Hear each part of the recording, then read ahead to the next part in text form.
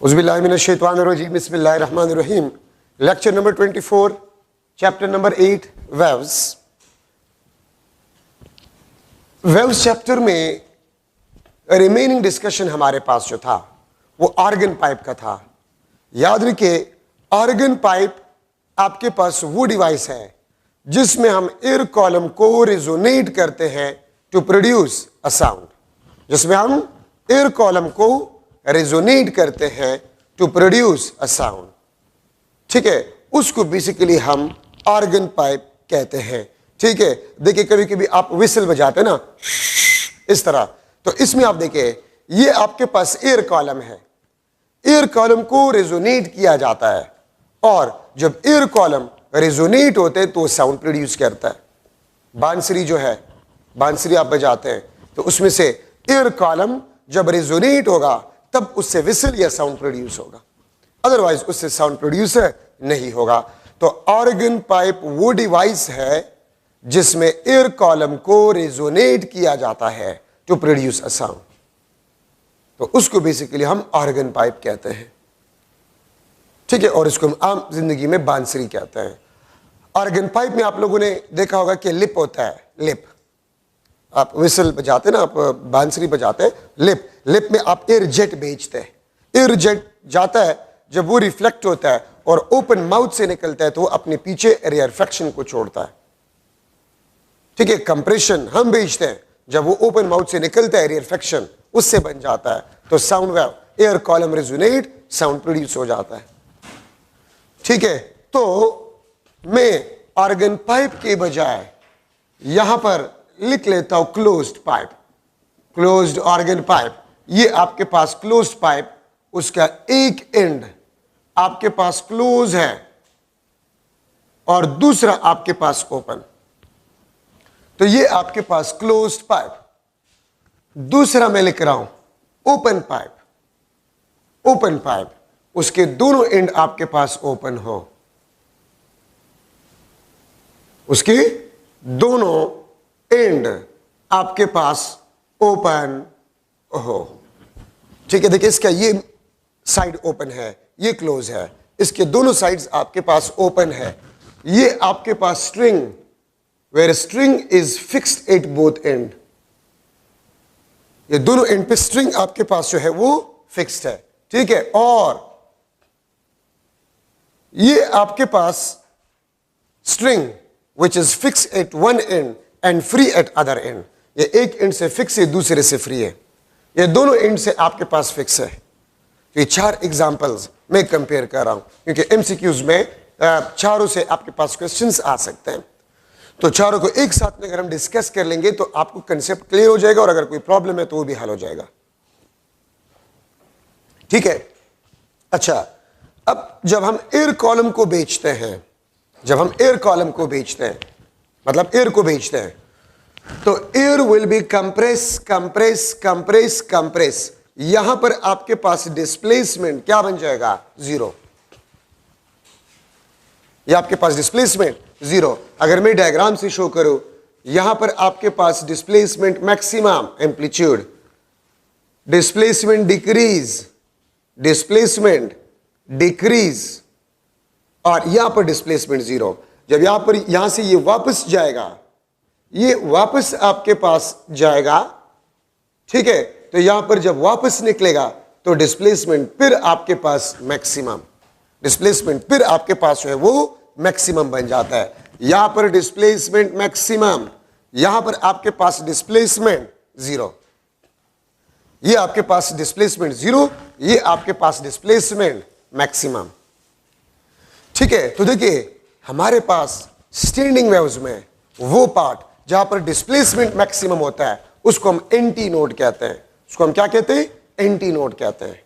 तो याद रखिए, ओपन माउथ पे आपके पास एंटी नोड होगा, डिस्प्लेसमेंट जीरो, तो क्लोज एंड पे आपके पास क्या होगा, नोड होगा।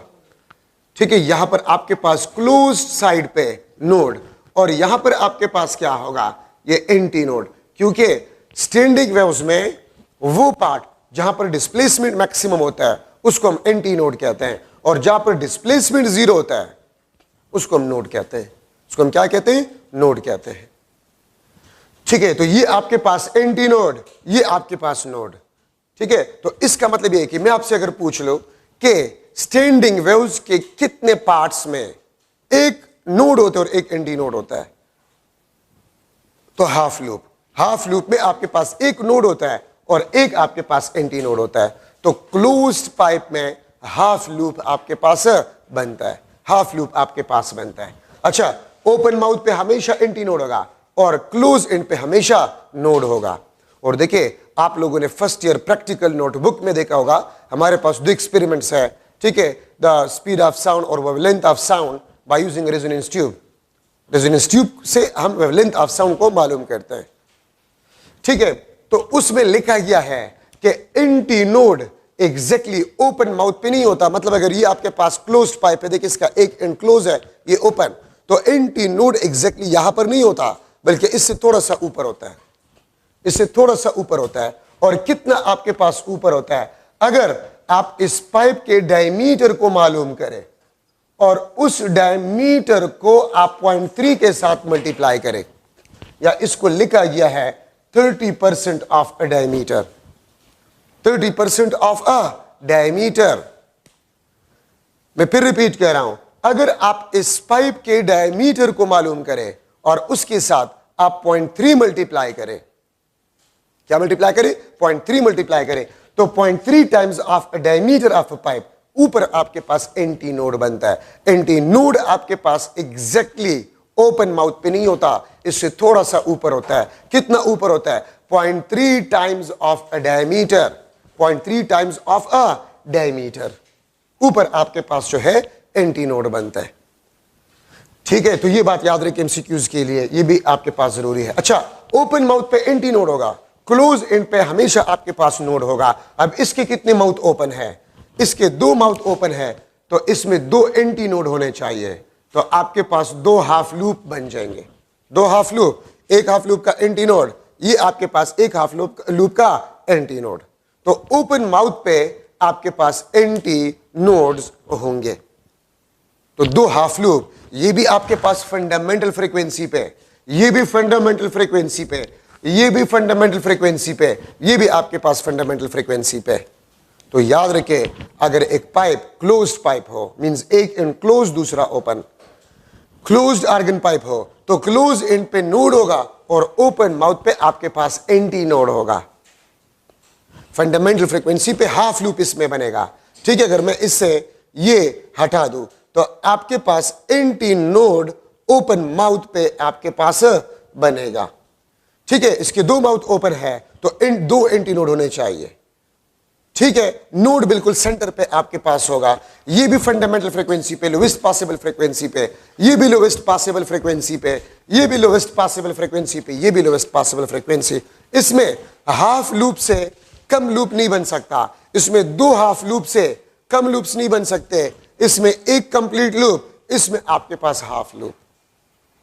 ठीक है, और ये चारों केसेस फंडामेंटल फ्रीक्वेंसी पे आपके पास है। अब देखिए, अगर मैं फंडामेंटल फ्रीक्वेंसीज का मालूम करना चाहूं, F1 is equal to V divide by lambda 1, V divide by lambda 1।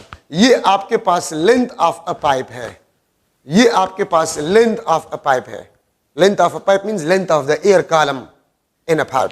ठीक है, तो ये लेंथ आपके पास ये किस चीज के बराबर है, this is equal to lambda 1 divide by 4। क्योंकि मैंने आपको लास्ट लेक्चर में बताया था the length of single loop lambda by 2 और हाफ लूप लैम्डा बाय 4। तो लैम्डा 1 आपके पास बन जाएगा, लैम्डा 1 आपके पास बन जाएगा 4L। तो आपके पास फंडामेंटल फ्रीक्वेंसी बन जाएगा V divide bye 4L। This is the fundamental frequency. यहां पर आ जाए fundamental frequency V divide by lambda 1। और देखिए, इसमें आपके पास 2 हाफ लूप बनते हैं, इसमें आपके पास 2 हाफ लूप बनते हैं। 2 हाफ लूप का मतलब आपके पास क्या होता है, 1 कंप्लीट लूप, 1 कंप्लीट लूप। ठीक है, तो मैं यहां पर लिख लूंगा L is equal to lambda 1 divide by 2।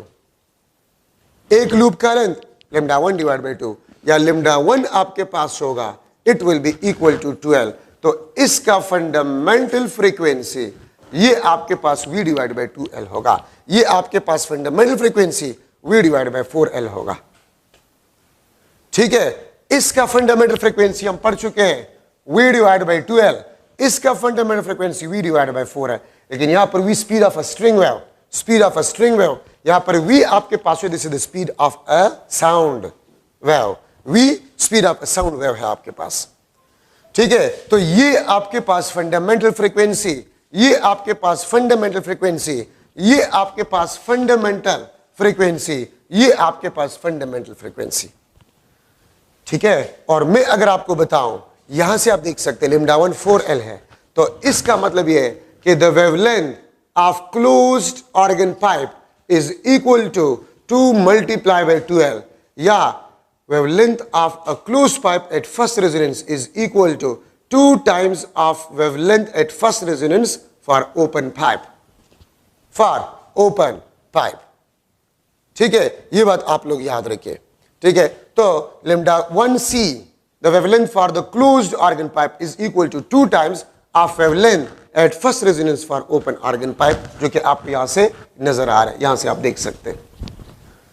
अगर आप इसके फंडामेंटल फ्रीक्वेंसी को देखें, F1C half into V divide bye 2L, 1 divide by 2 V divide by 2L, इसको मैं लिख सकता हूं, ये आपके पास हाफ और V divide by 2L, this is the fundamental frequency of the open organ pipe. ठीक है, तो इसका मतलब आपके पास ये होता है कि the fundamental frequency of open organ pipe is equal to 2 times of fundamental frequency of a closed organ pipe या closed pipe। लेकिन इसके लिए शर्त यह है कि length of open is equal to length of closed। याद रखिए, इसमें हाफ लूप, इसमें हाफ लूप, तो इन दोनों के इक्वेशंस आपके पास सेम होंगे। इसमें 2 half loop means 1 complete loop, इसमें 1 कंप्लीट लूप, इन दोनों के इक्वेशंस आपके पास है वो सेम होंगे। ठीक है, ये बात आप लोग याद रखिए। अच्छा, अब एक सेंटेंस में बोल रहा हूं, गौर से आप लोग इसको सुने। ये तो तमाम कंडीशन फंडामेंटल फ्रीक्वेंसी पे है। एक तो एमसीक्यू के लिहाज से ये काफी इंपॉर्टेंट है कि अगर मैं आपसे पूछूं, एक ओपन पाइप है, एक ओपन पाइप है जिसका लेंथ गिवन हो, जिसका लेंथ गिवन हो, तो एट फर्स्ट हार्मोनिक या एट फर्स्ट रेजोनेंस या एट फंडामेंटल फ्रीक्वेंसी वेवलेंथ आपके पास किस चीज के बराबर होगा? 2 times of a length of a pipe, 2 times of a length of a pipe. ठीक है, तो अगर आपके पास एक पाइप है, उसका लेंथ, ओपन पाइप, उसका लेंथ 1 मीटर है, तो फर्स्ट रेजोनेंस पे आपके पास जो वेवलेंथ स्टैंडिंग वेव का बनेगा वो 2 multiply by length of the pipe. अगर क्लोज पाइप हो तो आपके पास जो वेवलेंथ होगा एट फर्स्ट रेजोनेंस वो 4 times of length of a pipe. तो अक्सर ये एमसीक्यूज भी मुख्तलिफ बुक्स में मौजूद है कि आपको length of a closed pipe given होगा और आपसे at first resonance wavelength of standing waves के बारे में पूछा गया होगा, तो 4L। ठीक है, आपको ओपन पाइप गिवन होगा और आपसे फंडामेंटल फ्रीक्वेंसी पे वेवलेंथ आपसे पूछा गया होगा, वो आपके पास 2L के बराबर हो। ठीक है, अच्छा, चारों केसेस में मैं आपको फिर रिपीट कर रहा हूं कि क्लोज्ड पाइप और string fix at one and, free at other and, इनके इक्वेशंस आपके पास सेम होंगे और इन दोनों के इक्वेशंस आपके पास सेम होंगे। अब मैं एक सेंटेंस बोल रहा हूं, आप गौर से सुने, याद रखिए, चारों केसेस में if each and every time we want to increase the frequency, if each and every time if we want to increase the frequency, so one complete loop will be increases, one complete loop will be increases।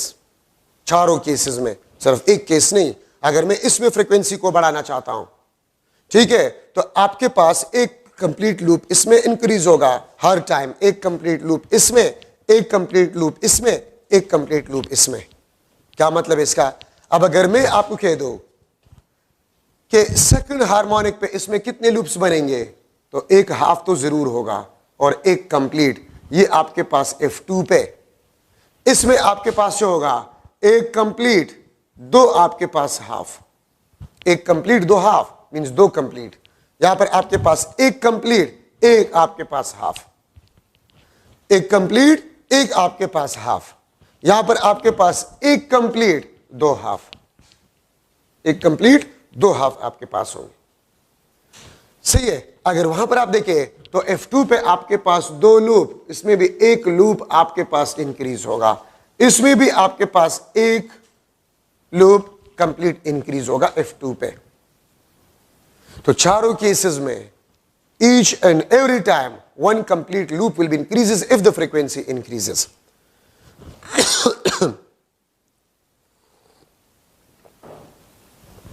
अच्छा, अब अगर आप इसको देखें थोड़ा सा, अब अगर आप लोग इसको देखें F2 पे, ये तो आपके पास सारे फंडामेंटल फ्रीक्वेंसी पे बात थी। अब अगर आपके पास F2 हो सेकंड रेजोनेंस, सेकंड रेजोनेंस, तो F2 आपके पास V divide by lambda 2, V divide by lambda 2, ठीक है। अच्छा, अब ये देखिए, एक हाफ लूप का लेंथ लेमडा बाय 4, एक हाफ लूप का लेंथ लेमडा बाय 4, तो आप ये देखिए ये कितने लूप हो गए, हाफ, एक दो, ये तीन, तीन हाफ हो गए, एक कंप्लीट एक हाफ मींस तीन हाफ। तो आप वेवलेंथ को देख सकते, लिखेंगे 4L divide bye 3, number of loops increase, तो आपको पता होना चाहिए कि वेवलेंथ विल बी डिक्रीज, और फ्रीक्वेंसी आपके पास जो होगा V डिवाइड बाय लेमडा 2, ये 4L डिवाइड बाय 3, F2 आपके पास जो है 3 into V divide bye 4L, ये आपके पास 3F1, ठीक है। यहां पर आप इस ओपन पाइप में आ जाए, ओपन पाइप में अगर आप लोग देखें सेकंड हार्मोनिक पे F2 पे, F2 is equal to V divide by lambda 2, ठीक है। अच्छा, अब आपके पास पहले एक कंप्लीट लूप था या दो हाफ थे, अब दो कंप्लीट है, तो आपके पास जो लेंथ होगा वो 2 लेमडा 2 डिवाइड बाय 2, क्योंकि मैंने आपको कहा था एक कंप्लीट लूप का लेंथ लेमडा बाय 2, सो दो कंप्लीट लूप का लेंथ 2 लेमडा बाय 2, ठीक है, 2 लेमडा बाय 2, या लेमडा 2 में लिखूंगा 12 डिवाइड बाय 2, ठीक है। तो F2 आपके पास V डिवाइड बाय L, या इसको मैं लिख सकता हूं 2 टाइम्स ऑफ F1। तो देखिए मैं आपके लिए और भी आसान कर लेता हूं, इसमें F2 पे, F1 पे इसमें कितने लूप्स बन रहे थे, एक हाफ, F2 पे सेकंड रेजोनेंस पे एक कंप्लीट एक हाफ, तो कितने हाफ हो गए, 3 हाफ हो गए। तो पहले एक हाफ, पहले एक हाफ, अब 3 हाफ, तो फ्रीक्वेंसी 3 टाइम्स, क्या आपको नजर आ रहा है, फ्रीक्वेंसी 3 टाइम्स। अगर मैं लिख लो F3 थर्ड रेजोनेंस पे, थर्ड रेजोनेंस पे एक कंप्लीट लूप और इंक्रीज होगा, एक कंप्लीट लूप और इंक्रीज होगा, एक लूप एक और इंक्रीज होगा, तो दो लूप्स, दो कंप्लीट लूप्स और एक हाफ लूप। F3 पे दो कंप्लीट एक हाफ, कितने हाफ हो गए, 5 हाफ हो गए। तो अगर 5 आपके पास हाफ हो गए तो ये आपके पास 5 टाइम्स F1, ठीक है। और लेमडा 3 आपके पास होगा वो 4L डिवाइड बाय 5 होगा। यहां पर पहले एक F1 पे पहले एक कंप्लीट था, F2 पे दो कंप्लीट, फ्रीक्वेंसी डबल, और F3 पे 3 लूप्स होंगे, फ्रीक्वेंसी 3 टाइम्स, और वेवलेंथ आपके पास है 2L डिवाइड बाय 3, ठीक है। अब अगर मैं इसको जनरलाइज करूं, Fn is equal to 2n-1 into F1, या 2n-1 V divide bye 4L, ये आपके पास nth हार्मोनिक। 2n-1 क्या शो करते हैं, ऑड। क्यों ऑड, F1 पे एक हाफ, F2 पे 3 हाफ, मतलब एक कंप्लीट एक हाफ मींस 3 हाफ, F3 पे दो कंप्लीट एक हाफ, तो दो कंप्लीट 4 हाफ हो गए और एक हाफ 5 हाफ हो गए, तो 5। तो मतलब ये है कि अगर एक पाइप क्लोज पाइप हो, फिर उसकी जो फ्रीक्वेंसीज होंगे for harmonic, that will be equal to odd multiple of fundamental frequency, F1, 3F1, 5F1, 7F1, 9F1, 11F1, इस तरह जाते जाए। और वेवलेंथ आपके पास क्या होगा, वेवलेंथ आपके पास 4L divide by 2n-1, 4L आपके पास जो है डिवाइड बाय 2n-1, ये आपके पास जो है वेवलेंथ होगा, ठीक है। Lambda n is equal to 4L divide by 2n-1, और 2n-1 आपको क्या देते हैं, ऑड नंबर। तो याद रखिए अगर फ्रीक्वेंसी ऑड टाइम इंक्रीज होता है तो wavelength odd time decrease, 4L divide bye 1, 4L divide bye 3, 4L divide bye 5, 4L divide bye 7, for L divide by 9, for L divide by 11। तो अगर फ्रीक्वेंसी ऑड टाइम इंक्रीज होता है तो wavelength in time decrease होता है, sorry odd time decrease होता है, लेकिन speed of a sound it will be remain same or constant. अगर आप इसको जनरलाइज करें तो F N is equal to N times of F one, या इसको मैं लिख सकता हूं N times of V divide by 12, और वेवलेंथ आपके पास होगा 12 डिवाइड बाय एन। तो ओपन पाइप का frequency N time increase, open pipe का फ्रीक्वेंसी एन टाइम इंक्रीज और वेवलेंथ आपके पास एन टाइम डिक्रीज, लेकिन speed of a sound wave remain same. और ये इक्वेशन इसके लिए भी है और ये इक्वेशंस इसके लिए भी है। ठीक है, तो ये आपके पास क्लोज्ड पाइप, ये आपके पास open pipe, string fix at both end, ये आपके पास string fix at one end end free at other end. अब इसमें से अगर आप देखें, मैं चलिए यहीं पर कर लेता हूं, तो ये आपके पास वेवलेंथ और फ्रीक्वेंसीज बन गए। अच्छा, मैंने पहले भी आपको बताया था, ठीक है, कि the fundamental frequency of open organ pipe is equal to 2 times of fundamental frequency of closed organ pipe, अगर ओपन और क्लोज्ड का लेंथ आपके पास क्या हो, सेम हो। अगर ओपन और क्लोज का लेंथ आपके पास सेम हो तो फिर fundamental frequency of open organ pipe is equal to 2 times of fundamental frequency of closed organ pipe. और अगर आप डायग्राम से देखना चाहते हैं तो मैंने लेक्चर के स्टार्ट में कहा था कि फंडामेंटल फ्रीक्वेंसी पे इसमें कितने लूप्स बनते हैं, दो हाफ बनते हैं फंडामेंटल फ्रीक्वेंसी पे। इसमें कितने बनते हैं, इसमें एक हाफ बनता है, इसमें दो हाफ, इसमें एक हाफ, तो इसमें दो हाफ, इसका फ्रीक्वेंसी डबल है ना, दो हाफ तो फ्रीक्वेंसी डबल है इसका, इसके मुकाबले में। ठीक है, so the fundamental frequency of open organ pipe is equal to 2 times of fundamental frequency of a closed organ pipe if the length of open end closed is a same. अच्छा, फिर देखिए,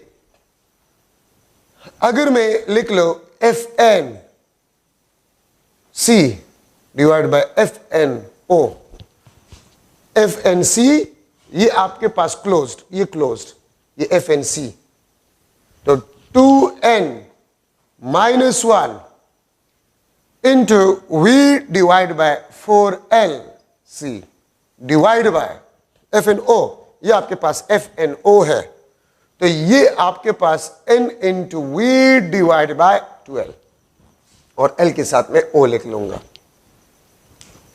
सही है, तो आपके पास बन जाएगा v और ये v, ये आपके पास 2 2 2 जा 4, तो मैं लिख लूंगा F N C divide by F N O, this is equal to 2n minus 1, ये एल ओ ऊपर चला जाएगा, एल ओ डिवाइड बाय ये 2 नीचे आ जाएगा, 2n into L C.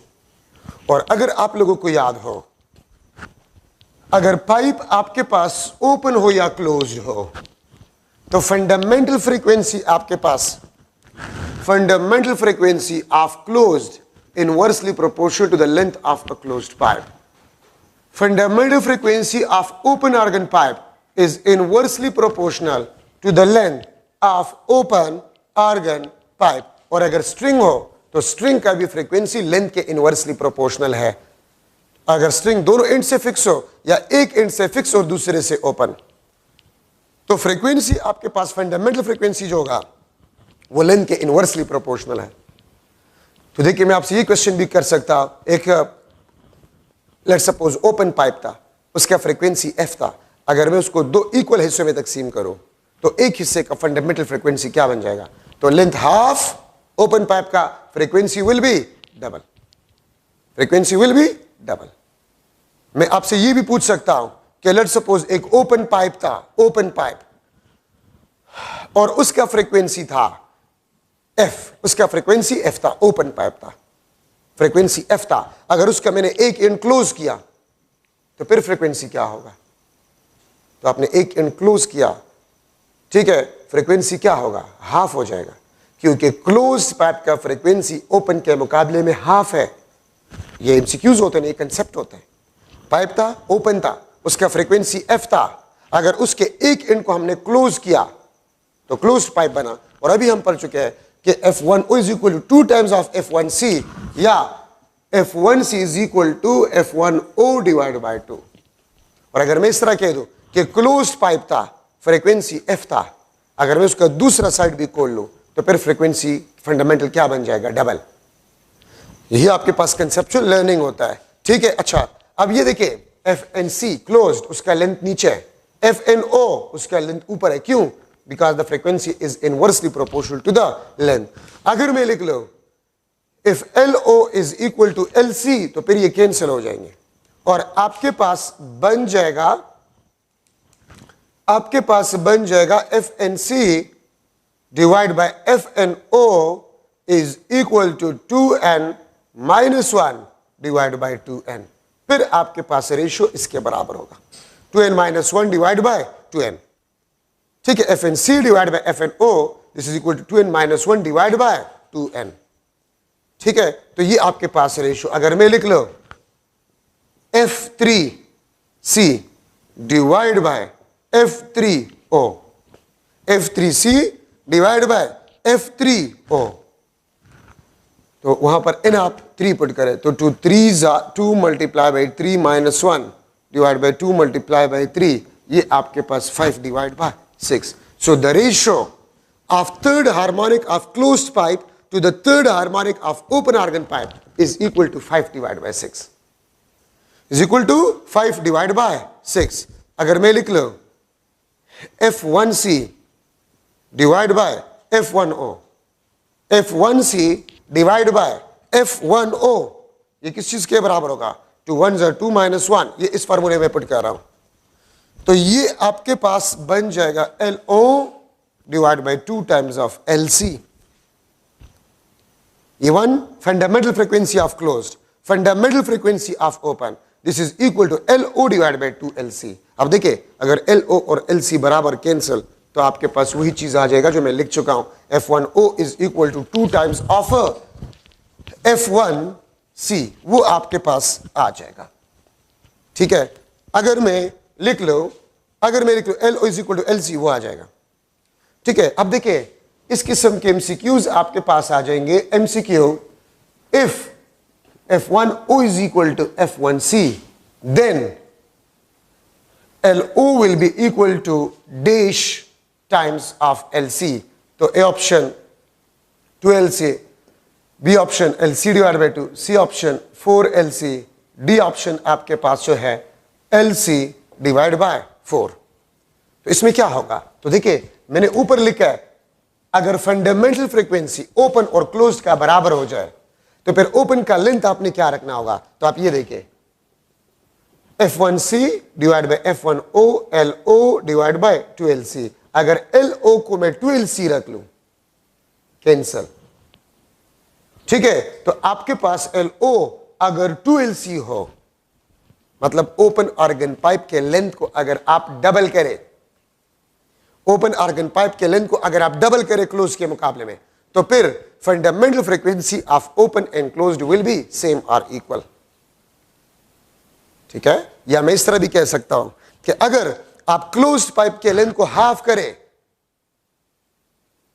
Closed pipe के लेंथ को हाफ करें तो फिर fundamental frequency of open and length organ pipe will be same, and this is also important, ठीक है। तो आपके पास में LO, अब देखिए मैं अगर आपसे पूछूं LO में क्या रख लूं?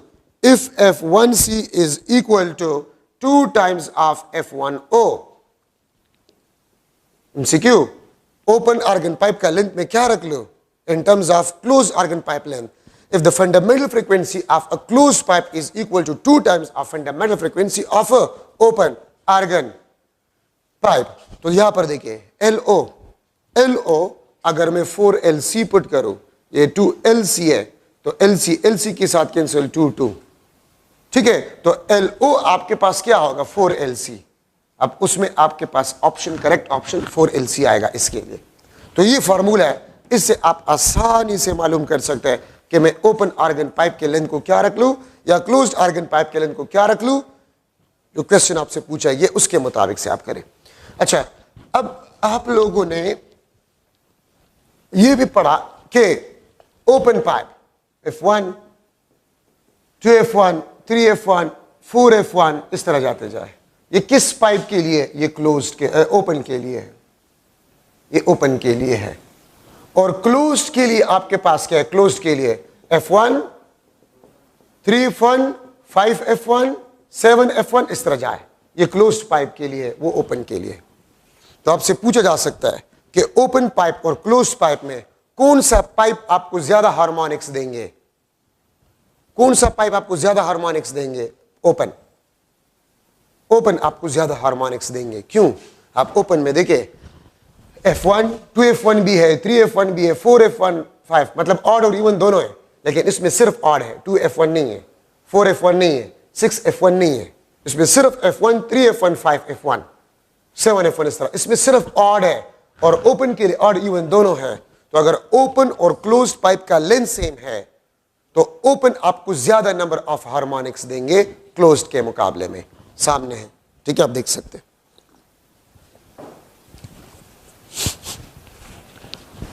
तो ये आपके पास ओपन ऑर्गन पाइप और क्लोज्ड ऑर्गन पाइप में स्ट्रिंग वगैरह में इंपॉर्टेंट डिस्कशन आपके पास बन गए।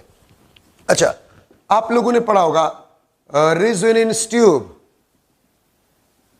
रेजोनेंस ट्यूब आपके बुक में डायग्राम है। ये आपके पास वाटर ट्यूब है,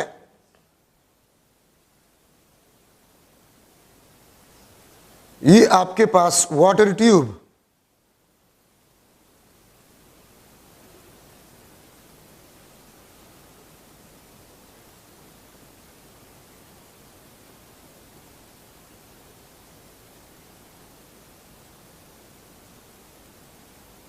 ठीक है। इसमें आपके पास वाटर होता है, इसमें आपके पास क्या होता है? वाटर होता है, ठीक है। वाटर रिजर्वायर को आप ऊपर करते हैं, नीचे करते हैं, यहाँ पर वाटर लेवल आपके पास चेंज होता है। Resonance tube, this is a closed pipe. ये देखिए ओपन है और यहां से क्लोज्ड है, ठीक है। तो इसमें आपके पास वही फंडामेंटल पे आपके पास हाफ लूप बनेगा। तो इसमें जरूरी पॉइंट्स है आपके पास Ln is equal to 2n minus 1 into LO, sorry L1। Ln आपके पास क्या है? Ln आपके पास nth रेजोनेंस लेंथ है, nth रेजोनेंस लेंथ। और L1 आपके पास जो है ये फर्स्ट रेजोनेंस लेंथ है, ये nth रेजोनेंस लेंथ, ये आपके पास फर्स्ट रेजोनेंस लेंथ है। और ये ऑड, ये 2n minus 1, ये आपको ऑड के बारे में बताता है, ये आपको ऑड के बारे में बताता है। This is nth resonance length, this is first resonance length, ये आपके पास ऑड, ठीक है। तो देखिए अगर मैं लिख लो आपके पास L2 वो 3L1 होगा, L3 5L1 होगा, L4 7L1 होगा, इस तरह जाते जाए, ठीक है। तो फर्स्ट रेजोनेंस लेंथ अगर आपको गिवन हो और आपसे पूछ लिया जाए कि सेकंड रेजोनेंस लेंथ क्या होगा, अगर मैं लिख लूं MCQ L1 आपके पास 15 सेंटीमीटर है, ठीक है, and it resonate with F1 is equal to 400 hertz.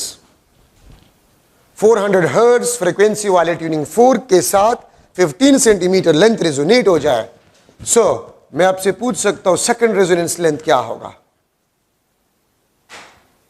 Second resonance length आपके पास क्या होगा और इसके लिए रेजोनेटिंग फ्रीक्वेंसी क्या होगा? सेकंड रेजोनेटिंग फ्रीक्वेंसी L3 क्या होगा? थर्ड रेजोनेटिंग लेंथ, और इसका रेजोनेटिंग फ्रीक्वेंसी क्या होगा? ये मुख्तलिफ क्वेश्चन में आपसे पूछ सकता। तो सेकंड रेजोनेंस लेंथ 3L1, ठीक है, ये 45 सेंटीमीटर होगा।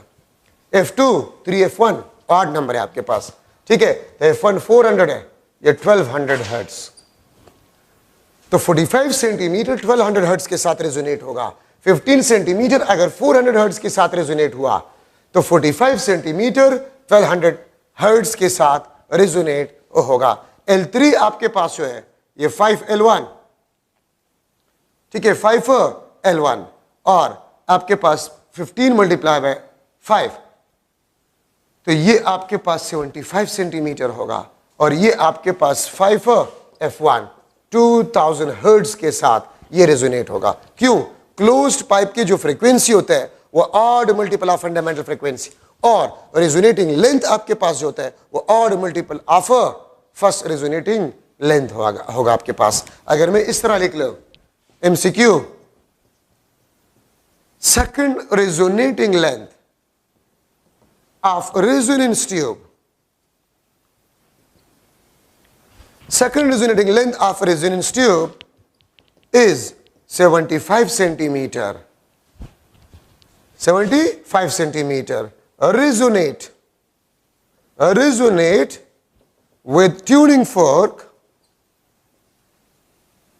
having 1500 hertz frequency. Second resonance length of resonance tube is 75 centimeter. Resonate with tuning fork having 1500 hertz frequency. Then first resonating length क्या होगा और इसका frequency क्या होगा? तो L1 is equal to L divided by L3 divided by 3 और F1 F3 divided by 3. तो L1 आपके पास बन जाएगा 25 सेंटीमीटर और F1 आपके पास क्या बन जाएगा 500 हर्ट्ज। 500 हर्ट्ज आपके पास बन जाएगा। ठीक है, तो ये आपके पास तरीके, ये फार्मूला और मैंने आपको बता दिया कि ट्रिक इसका क्या है। ठीक है, resonance tube is basically the closed pipe. तो क्लोज्ड पाइप वाले कंसेप्ट फ्रीक्वेंसी वाले इसमें इस्तेमाल होंगे। अच्छा, now Doppler effect. Doppler effect आपके पास जो है the apparent change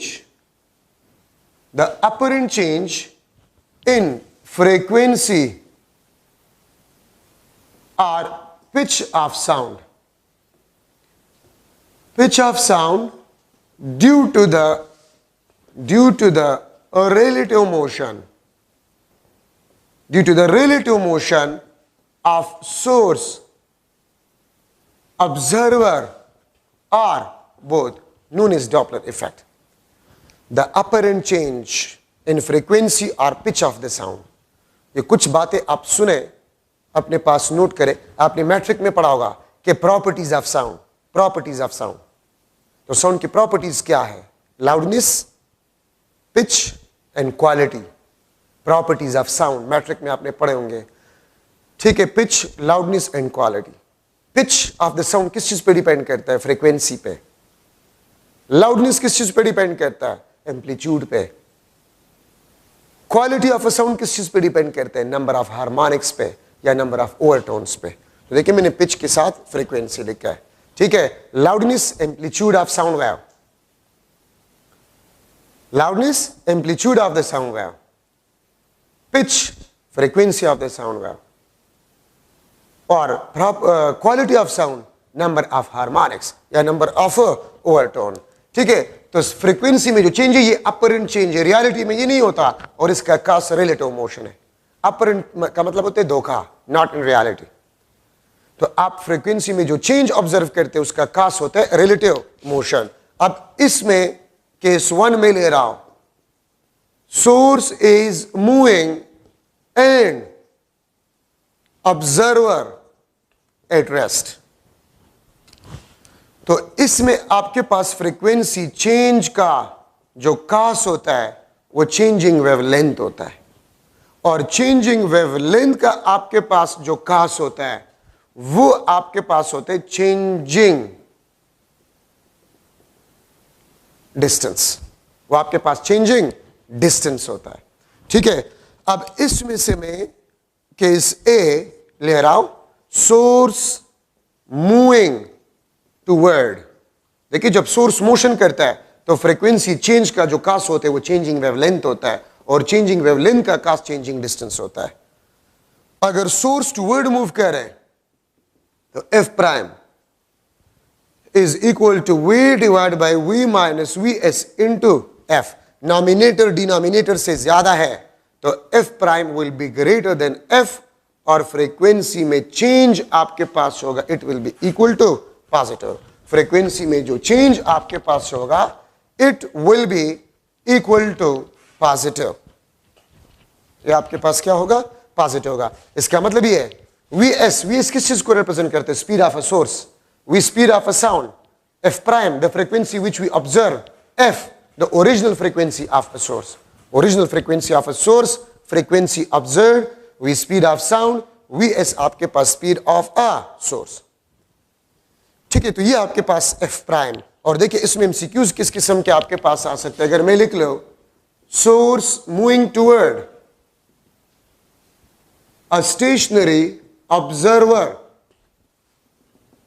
with half of speed of sound, with half of speed of a sound, then frequency observed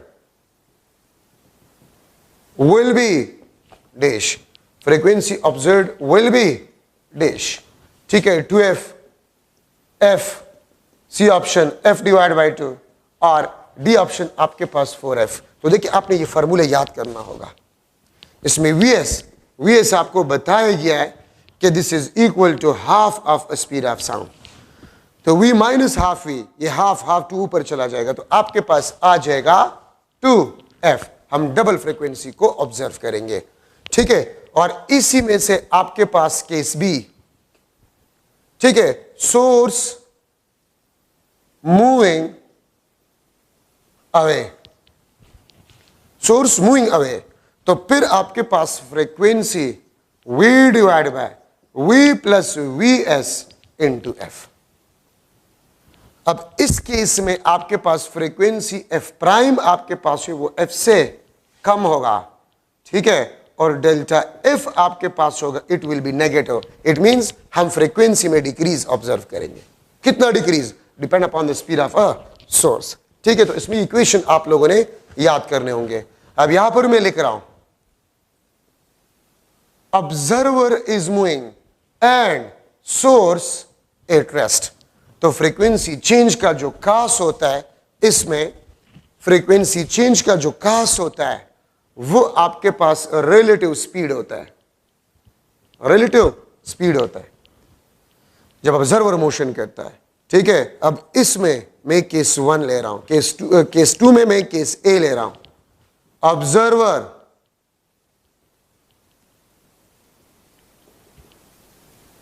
moving toward, observer moving toward, तो F prime is equal to V plus V observer divide by V into F. ठीक है, ये आपके पास f prime, और देखिए nominator denominator से ज्यादा है तो f prime will be greater than f, और फ्रीक्वेंसी में चेंज हम पॉजिटिव मींस फ्रीक्वेंसी में हम इंक्रीज ऑब्जर्व करेंगे। अगर मैं कह दूं observer is moving toward a stationary source with the speed of sound, तो v plus V 2v divide by v, तो आपके पास v कैंसिल 2f आपके पास फ्रीक्वेंसी आ जाएगा। तो f प्राइम आपके पास होगा वो 2f आपके पास होगा। ठीक है, तो इक्वेशंस आप लोगों ने इसमें याद करने होंगे। ठीक है, इसका ट्रिक मैं आपको नहीं बता सकती, आपने याद करने होंगे। Case B, observer moving away, observer moving away, तो फिर आपके पास F prime V minus V observer divide by V into F. ठीक है, और इसमें नॉमिनेटर डिनोमिनेटर से कम होगा। F prime will be less than F, delta F आपके पास होगा it will be equal to negative. इसका मतलब यह है कि हम फ्रीक्वेंसी में डिक्रीज ऑब्जर्व करेंगे। ठीक है, अगर मैं इस तरह लिख लूं इफ, या ऑब्जर्वर, इफ की जरूरत नहीं है, मूविंग टूवर्ड्स और away from stationary source, observer moving toward or away from stationary source, तो फिर क्या होगा? f प्राइम, देखिए ये टूवर्ड यहां पर प्लस है तो v plus V observer divide by v into F. Toward पहले है, अवे बाद में है, तो अवे में देखिए माइनस आता है, दिस इज माइनस, तो प्लस ऊपर है माइनस नीचे है। अगर मैं इसको इस तरह लिख लूं observer moving away or toward from stationary source. अब देखिए यहां पर अगर देखें टूवर्ड पहले था, अवे बाद में था, अब यहां पर अवे पहले है। तो अगर अवे पहले तो एफ प्राइम आपके पास जो होगा वी अवे पहले V minus V observer divide by V into F, और टूवर्ड बाद में है तो प्लस नीचे, प्लस नीचे। देखिए यहां पर प्लस ऊपर था, माइनस नीचे था, यहां पर माइनस ऊपर है, प्लस नीचे है। तो एक छोटा सा पॉइंट अक्सर इसमें स्टूडेंट्स कंफ्यूज हो जाता है। अगर मैं एमसीक्यू बना लूं, if observer is moving towards or away from stationary source then the frequency observed will be dash. ये ए ऑप्शन, ये बी ऑप्शन, सी कुछ और, डी कुछ और, ये आंसर होगा, ये वाला नहीं। टुवर्ड पहले है तो प्लस ऊपर, क्योंकि टुवर्ड में प्लस आता है, टुवर्ड में प्लस आता है, ये देख सकते हैं, तो प्लस ऊपर। अवे में माइनस आता है, अवे नीचे। और अगर अवे पहले हो टुवर्ड्स बाद में हो तो V minus plus V observer divide by V into F. ठीक है, तो फिर आपने ये लिखना होगा। अगर मैं लिख लू both observer and source moving towards or away, both observer and source moving toward are away, तो f प्राइम v toward पहले है तो v प्लस v ऑब्जर्वर, और सोर्स के लिए v minus V S into F. ये towards पहले है तो मैंने टुवर्ड्स वाले केसेस पहले लिख लिए। अवे बाद में है तो इसके नीचे माइनस और इसके नीचे प्लस। अगर मैं अवे पहले करूं टुवर्ड बाद में तो इसका माइनस ऊपर प्लस नीचे, इसका प्लस ऊपर माइनस नीचे। तो एक छोटा सा पॉइंट होता है, इसको आप जहन में बैठा दें। ठीक है, अगर टुवर्ड्स पहले हो तो ऊपर वाले साइन जो होंगे, अगर टुवर्ड्स पहले तो ऊपर वाले साइन टुवर्ड्स वाले होंगे, अवे बाद में तो नीचे वाले अवे के लिए जो साइन है वो होंगे। This is the important points in a Doppler effect. और याद रखिए डॉपलर इफेक्ट आपके पास जो होता है, डॉपलर इफेक्ट आपके पास जो होता है, this is not only for the sound wave, ये लाइट वेव्स के लिए भी इस्तेमाल होते हैं। रडार सिस्टम, सोनार्स, ठीक है, स्पीड ऑफ व्हीकल्स जो मेजर किए जाते हैं, ठीक है, वो बेसिकली डॉपलर इफेक्ट के प्रिंसिपल पे काम करते हैं। अगर मैं आपसे पूछूं, एक स्टार था, वो पहले रेड नजर आ रहा था, रेड, और फिर कुछ दिनों बाद हमने देखा वो व्हाइट नजर आ रहे हैं। पहले रेड फ्रीक्वेंसी कम, व्हाइट का फ्रीक्वेंसी ज्यादा होता है, इसका मतलब है लाइट की फ्रीक्वेंसी बढ़ रही है। तो अगर फ्रीक्वेंसी बढ़ रही है इसका मतलब है कि स्टार और अर्थ के दरमियान डिस्टेंस डिक्रीज हो रहा है, रिलेटिव डिस्टेंस डिक्रीज हो रहा है।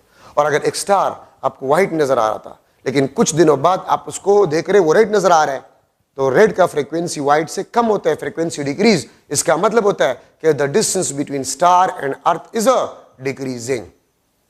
तो डॉपलर इफेक्ट लाइट वेव्स के लिए भी है, सिर्फ साउंड वेव्स के लिए नहीं है। ठीक है, तो आपका चैप्टर नंबर 8 भी इंशाल्लाह खत्म हो गया। 9 चैप्टर हम शुरू करेंगे। उम्मीद है तमाम पॉइंट्स जो एमसीक्यूज लिहाज से जरूरी है वो मैंने आपको बता दिए। इंशाल्लाह कोई प्रॉब्लम आपको नहीं होगा। Thank you so much.